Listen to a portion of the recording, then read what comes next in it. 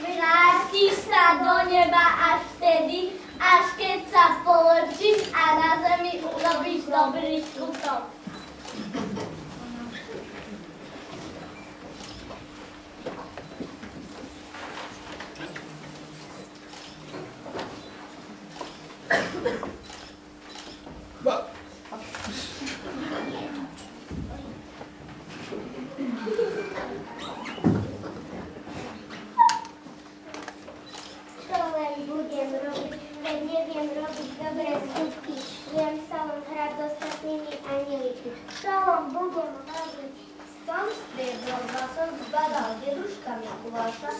Ktorý zrezával stromčeky a zdobil ich.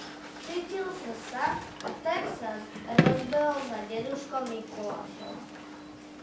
Dobrý večer, čo ty robíš, deduško? Zdobili stromčeky a potom ich nosili dobrovom deťom a bielú majú na Vianoce. A môžem ti s tým pomôcť, veď to je zábava. Môžem pomôcť. Času mám dosť. A tak Striebrohlások a Mikuláš zdobili stromčeky pre deti a potom ich nosili deťom do domčekov.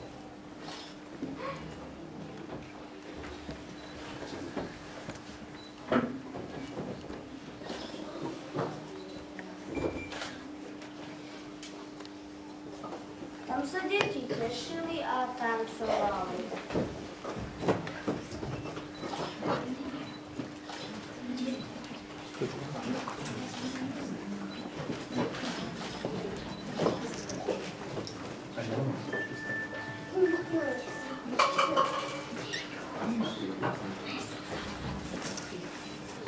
Už položili poslednú ozdobu a odniesli posledný stromček, uvidel Striebrohlások jeden domček.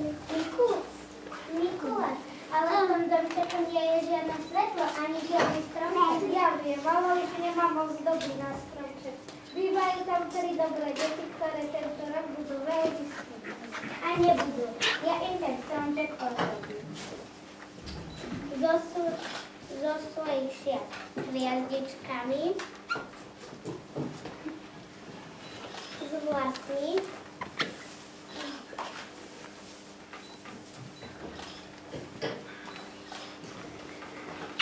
a s prachom skrytie. Tak, a je to. To je ten najkrajší vianočný stromček, aký som kedy videl. A keď si ho som zdobil, môžu aj samotným deťom. Striebrohlások nielen zobral stromček a tajne vošiel do domčeka. Položil stromček a rýchlo utekal preč. Skryl sa pod oknom a pozeral, čo sa bude diať. Do izby vbehli deti a tancovali a spievali okolo stromčeka. Boli šťastné.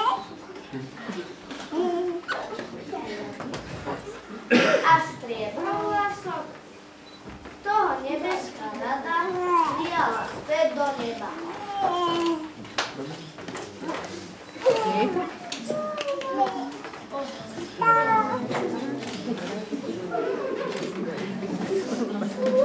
Jemu na šaty našili nové hviezdy,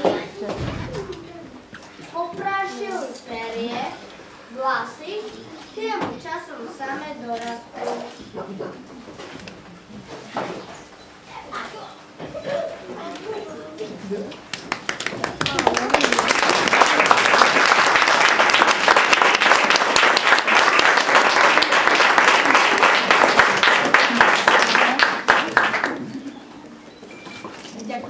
veľmi pekne. Ja vás pozývam teraz už na také občerstvenie, ktoré mamičky, ktoré ste vy priniesli, teda aj pripravili. Ja tak budem za vami ešte chodiť, mám také dotazníky, jeden otec chce robiť ešte takú anketu, tak vás poprosím potom, keby ste to mohli tu vyplniť a budeme dať spolu. Ďakujem veľmi pekne. Nech sa páči, môžete sa ponúknuť potom z toho, čo ste doniesli.